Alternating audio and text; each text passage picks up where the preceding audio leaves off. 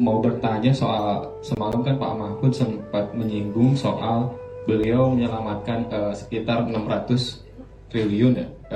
korupsi dari lembaganya sendiri gitu, yang menyelamatkan itu. Mungkin teman-teman di TPN bisa mengelaborasi itu dari periode kapan misalnya Pak Mahfud menyelamatkan korupsi tersebut, dan bagaimana Pak Mahfud menyelamatkan perkara apa misalnya kan, dan apakah ada instansi pemerintah yang terkait juga dari korupsi yang diselamatkan Pak Mahfud. Jadi kasus yang ditangani Pak Mahfud sebagai Menko Polhukam sejak beliau menjabat di Oktober 2019 sampai sekarang itu berjumlah 677 triliun rupiah, ya tepatnya 677,52 triliun rupiah. Ada 4 yang karakternya adalah tindak pidana pencucian uang,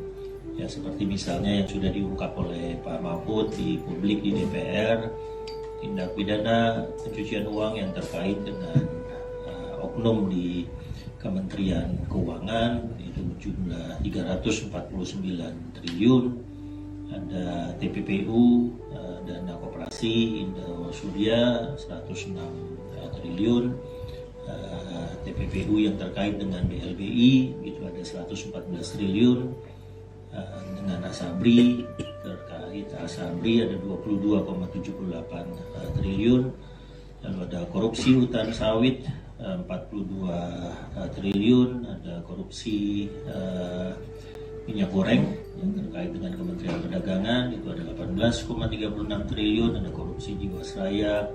16,8 triliun, lalu ada korupsi bakti Kominfo di 8 triliun. Itu juga termasuk dengan pinjol yang dalam satu hari Pak Mahfud sebagai Menko Polhukam pernah memproses 140-an pelaku pinjol.